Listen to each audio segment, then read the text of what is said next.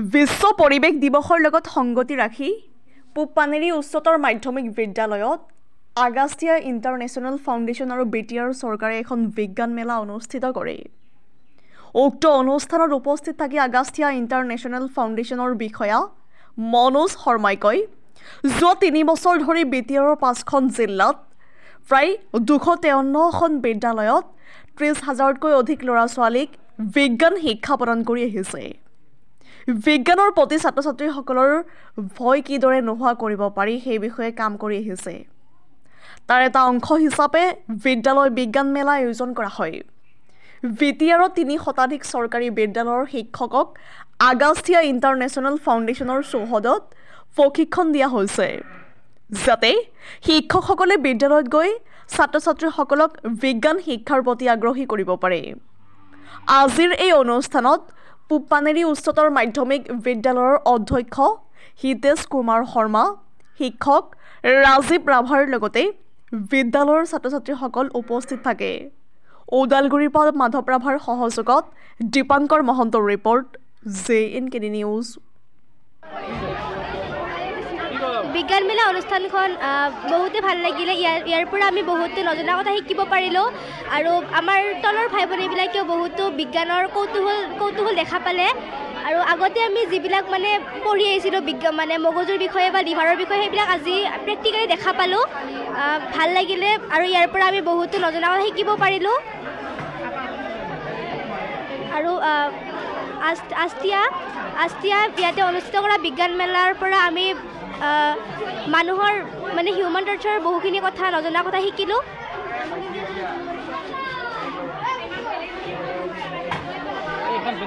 আপোনালোকে এই মডেলটোৰ বিষয়ে আমি আপোনালোকক অলপমান বুজাই দিওঁ। এই মডেলটোৰ নাম হৈছে ছেম ফেচ অন মুন। আৰু এই মডেলটো পৃথিৱী যেনেকৈ 2টা গতি আছে, আহ্নিক গতি আৰু বাৰ্ষিক গতি, ঠিক সেইদৰে চন্দ্ৰৰো নিজা 2টা গতি আছে। চন্দ্ৰই পৃথিৱীৰ চাৰিওফালে পৰিভ্ৰমণ কৰিবলৈ 27 দিন লাগে আৰু ঠিক সেইদৰে নিজ মেৰুদণ্ডত এপাক ঘূৰিবলৈ 27 দিন লাগে। সূৰ্যৰ ৰশ্মি চন্দ্ৰত পৰিলে আমি চন্দ্ৰটো দেখা পাওঁ আৰু চন্দ্ৰ আৰু পৃথিৱীৰ মাজৰ দূৰত্ব হৈছে 3,84,400 কিলোমিটাৰ। চন্দ্ৰ হৈছে পৃথিৱীৰ একমাত্ৰ উপগ্ৰহ। ধন্যবাদ।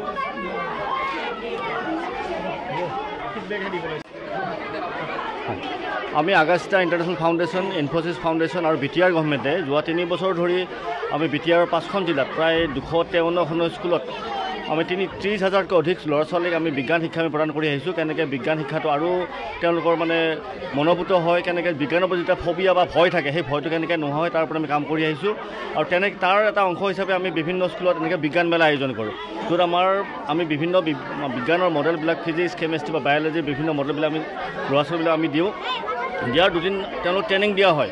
তেওঁলোক হয় য়ং ইনষ্ট্ৰাক্টৰ। তেওঁলোকে সেই গোটেই মডেলটোৰ ওপৰত বা সেই বিষয়টোৰ ওপৰত তেওঁলোকে ট্ৰেইনিং লাভ কৰাৰ পিছত বাকী যিবিলাক ভিজিটৰ্ছ আহিব, তেওঁলোকৰ সেই মডেলটোৰ ওপৰত তেওঁলোকে কি কৰে এক্সপ্লেইন কৰে, যাতে তেওঁলোকৰ নলেজটো আৰু অকণমান বাঢ়ে, যাতে সিহঁতে আৰু অকণমান শিকিব পাৰে পাৰ্টিকুলাৰ বিষয়টোৰ ওপৰত।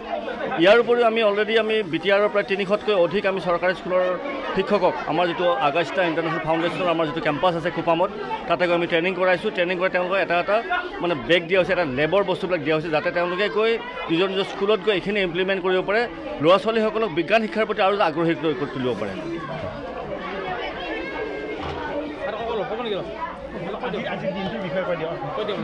আজি কেনেকুৱা লাগিল বা আপোনাৰ মোৰ নাম শ্ৰী ৰিম্পী তালুকদাৰ আৰু মোৰ সংগী হৈছে বনশ্ৰী কলিতা। মই বৰ্তমান 10মান শ্ৰেণীত পঢ়ি আছোঁ আৰু তাইও বৰ্তমান 8মান শ্ৰেণীত পঢ়ি আছে। আজি আপোনালোকৰ মাজলৈ যিটো মডেল লৈ আহিছোঁ, সেই মডেলটোৰ নাম হৈছে হিউমেন টৰ্চাৰ, অৰ্থাৎ অসমীয়াৰ প্ৰতিশব্দ হৈছে মানুহৰ শৰীৰ। এতিয়া ইয়াত প্ৰথমতে আমাৰ লাওখোলা, আমি সাধাৰণ ভাষাত ইয়াত মূৰ বুলি কওঁ। ইয়াত ব্ৰেইন আছে। আমাৰ ইয়াৰে 2টা ছাইড আছে। ইয়াৰে সোঁ ছাইডটোৱে আমাৰ বাওঁ ছাইডৰ ধৰক আমাৰ অংগবোৰ, মানৱ শৰীৰৰ অংগ, সোঁ ছাইডৰ অংগবোৰে বাওঁ ছাইডৰ অংগসমূহক নিয়ন্ত্ৰণ কৰে আৰু বাওঁ ছাইডৰ ব্ৰেইনটোৱে আমাৰ সোঁ ছাইডৰ অংগসমূহক নিয়ন্ত্ৰণ কৰে। ইয়াৰ পিছতে আহিছে আমাৰ হাওঁফাওঁ। ইয়াৰে এটা সৰু আৰু আনটো ডাঙৰ। ইয়াৰে এটা সৰু সো ছাইডটো সৰু আৰু বাও ছাইডটো ডাঙৰ। ইয়াৰ কাৰণ হৈছে ইয়াত হৃদযন্ত্ৰটো থকাৰ কাৰণে আমাৰ ইয়াৰে এটা ছাইড সৰু আৰু এটা ছাইড ডাঙৰ। ইয়াৰ পিছতে আহিছে আমাৰ হৃদযন্ত্ৰ, যাক আমি ইংৰাজীত কোৱা হয় হাৰ্ট বুলি কিনে। ইয়াৰ মুঠ চাৰিটা কোঠালিযুক্ত। এই কোঠালিকেইটাৰ নাম হৈছে বাওলিন্দ আৰু সুঅলিন্দ, সুনিলয় আৰু বাওনিলয়। ইয়াত আমাৰ বায়ু পাম্প কৰে, আমাৰ হৃদযন্ত্ৰটোৱে আমাৰ বায়ু পাম্প কৰে। ইয়াৰ পিছতে আহিব আমাৰ যকৃত, যাক আমি ইংৰাজী প্ৰতিশব্দ হৈছে ইয়াৰ লিভাৰ, ইয়াৰ ইংৰাজী প্ৰতিশব্দ হৈছে লিভাৰ। ইয়াৰ পিছতে আহিব পিত্তস্থলী, এইটোৰ নাম হৈছে পিত্তস্থলী, যাক আমি ইংৰাজীত ষ্টমাছ বুলি কওঁ। ইয়াত এটা এচিডৰ উৎপন্ন হয়। এচিডটোৰ নাম হৈছে হাইড্ৰক্লৰিক এচিড, যি আমাৰ মানুহৰ কেতিয়াবা হয় গেছ হোৱাৰ ফলত আমি বিভিন্ন ধৰণৰ ডক্তৰ বা ফাৰ্মাচীত যাওঁ, তেতিয়া আমাক ঔষধ দিয়ে খাবলৈ বা মেডিচিন দিয়ে খাবলৈ। যেতিয়া আমাৰ দেহৰ ভিতৰত এই হাইড্ৰক্লৰিক এচিডৰ উৎপন্নটো বাঢ়ি যায়, তেতিয়া আমাৰ এই গেছ হোৱাৰ সম্ভাৱনাটো থাকে। আৰু সেইবাবে এই হাইড্ৰক্লৰিক এচিডটো কমাবৰ বাবে আমাক ফাৰ্মাচী হওক বা ডক্তৰে হওক, তাৰ পৰা আমাক বিভিন্ন ধৰণৰ মেডিচিনসমূহ দিয়া হয়। ইয়াৰ পিছতে আহিব বৃহদান্ত্ৰৰ পিছতে ক্ষুদ্ৰান্ত। ক্ষুদ্ৰান্ত হৈছে আমাৰ দেহৰ আটাইতকৈ সৰু আৰু পাক খোৱা অংশ। ইয়াত আমাৰ খাদ্যবস্তুসমূহ সোমাই যিকোনো মানে পাচিত হোৱাত সহায় কৰে। আৰু ইয়াৰ পিছতে আহিব আমাৰ কিডনী। আৰু কিডনীক অসমীয়াৰ প্ৰতিশব্দ হৈছে বৃক্ক। আমাৰ দুটা বৃক্ক থাকে, সো ছাইড আৰু বাও ছাইড।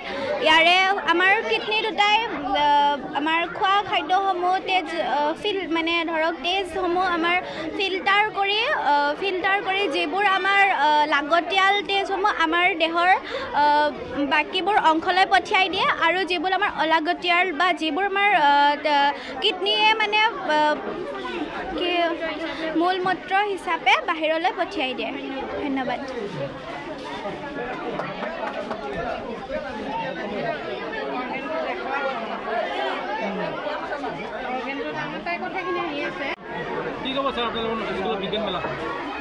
আজি বিজ্ঞান মেলাখন অনুষ্ঠিত কৰাৰ কাৰণে খুবেই ভাল লাগিছে। আমাৰ ৰাজীৱ ৰাভাৰ উদ্যোগত আৰু পানেৰী মজলীয়া বিদ্যালয়ৰ ছাত্ৰ ছাত্ৰীৰ লগতে আমাৰ বিদ্যালয়ৰ ছাত্ৰ ছাত্ৰীসকলে বিভিন্ন পদক্ষেপৰ জৰিয়তে তেওঁলোকে যি প্ৰদৰ্শন কৰিলে, আজি ছাত্ৰ ছাত্ৰীসকল নিশ্চয় উপকৃত হ'ব এই বিষয়ে।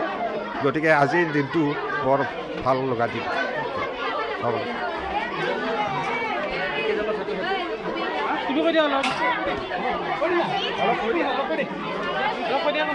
ধন্যবাদ। আজি আমাৰ এই বিজ্ঞান মেলাখন আগষ্ট ফাউণ্ডেশ্যন যিটো কৰিলে, তাৰ কাৰণে তেওঁলোকৰ বিশেষভাৱে ধন্যবাদ জনাইছোঁ। আৰু এই অনুষ্ঠানটো আমাৰ 5 জুন বিশ্ব পৰিৱেশ দিৱসৰ লগত সংগতি ৰাখি কৰা হৈছে। আমাৰ ল'ৰা ছোৱালীৰ বিজ্ঞানৰ প্ৰতি যাতে ভয় ভাৱটো নোহোৱা হয়, মানে বিজ্ঞানৰ বিষয়টোৰ প্ৰতি আকৰ্ষিত হয়, তাৰ কাৰণে এওঁলোকে যথেষ্ট ভাল পদক্ষেপ লৈছে। আৰু আমাৰ বিদ্যালয়ত আজি পতাৰ কাৰণে বিশেষভাৱে তেওঁলোকক মই ধন্যবাদ জনাইছোঁ, আৰু লগতে BTR গভৰ্ণমেণ্টকো ধন্যবাদ জনাইছোঁ।